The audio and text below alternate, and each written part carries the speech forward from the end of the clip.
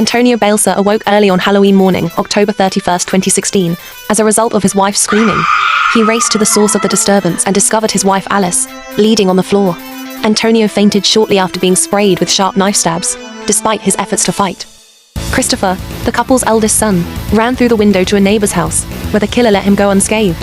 However, the killer hushed the family's beloved Chihuahua, which continued to bark, with repeated stabs until the miserable dog stopped moving. At 1:49 a.m., 911 received a call from ANDREA BALCER, 18, who claimed to have yelled at and killed her parents. Officers discovered Antonio and Alice BALCER, both 47, dead at a crime site in their house, in Winthrop, Kennebec County, Maine, United States, from multiple stab wounds. ANDREA BALCER, the youngest of the fatalities, born as Andrew BALCER, a man, on December 3, 1998, in Winthrop, Maine. His parents and brother adored and admired him. In addition to excelling in school, he aspired to attend college. His father, Antonio, sometimes known as Tony, or Rev, was born in Michigan on September 21, 1969.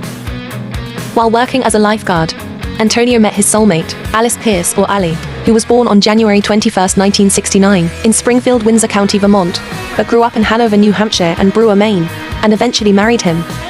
After graduating from high school and attending the University of Colorado, Alice worked as a lifeguard. Tony and Ali reared their two kids, Christopher and Andrew, on Nantucket, Massachusetts and Maine. Ali, who has a passion for animals, spent many years working at the Kennebec Valley Humane Society, and then at the Winthrop Veterinary Hospital.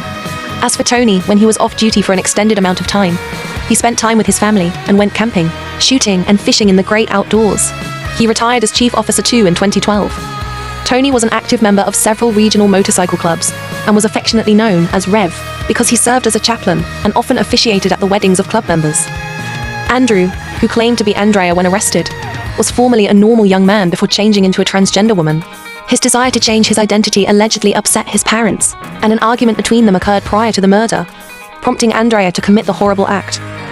When questioned by detectives in prison, Andrea indicated that her parents did not support his wish to become a woman, despite the fact that everything appeared normal in the days preceding the murder, and her relationship with her parents was positive.